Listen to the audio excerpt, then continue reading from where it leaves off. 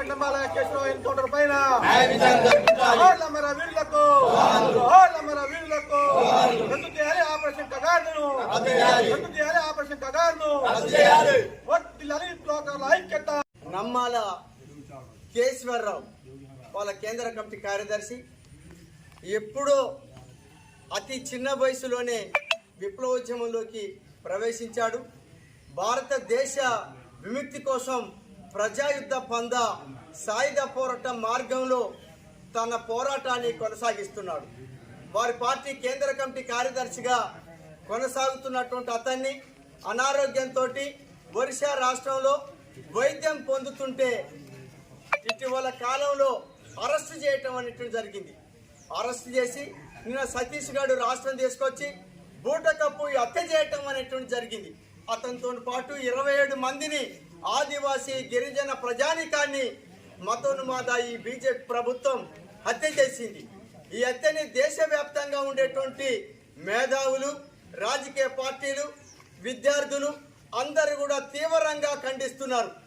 ఎందుకనంటే మావోయిస్టులు ఇటీవల కాలంలో దాదాపు 5 లేఖల్ని విడుదల చేశారు. కేంద్ర ప్రభుత్వంతో చర్చలు జరుపుతాము, చర్చల ద్వారా ఈ సమస్యని పరిష్కరించుకుందామని చెప్పి వాళ్ళు ముందుకొచ్చారు.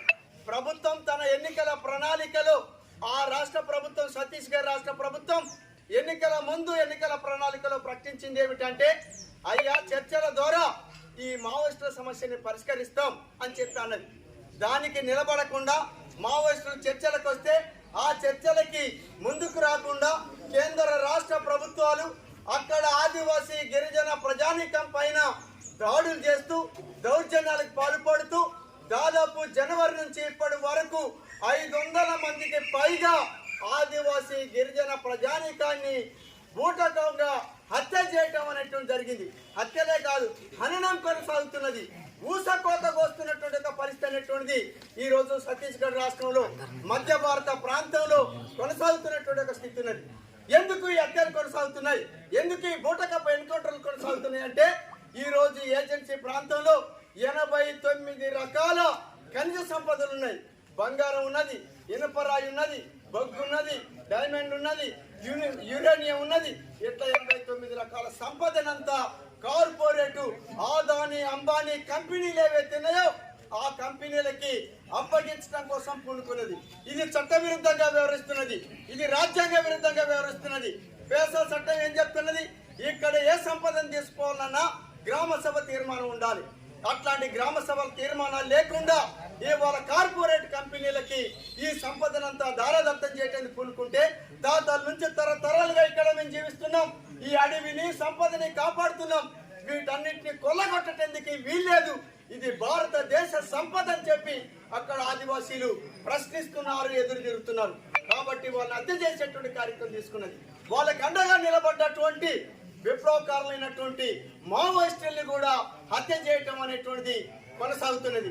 అందులో భాగంగానే ఈ రోజు చర్చలకి ముందుకొస్తే కూడా చర్చల్ని కాల రాసేసి చర్చలు జరపకుండా మావోయిస్టు కేంద్ర కమిటీ కార్యదర్శిని హత్య చేయటం అనేది ఇది అప్రజాస్వామికమైనటువంటిది, ఇది రాజ్యాంగ వ్యతిరేకమైనటువంటిది, ఇది చట్ట వ్యతిరేకమైనటువంటిది, ఇది ప్రజా వ్యతిరేకమైనటువంటిది.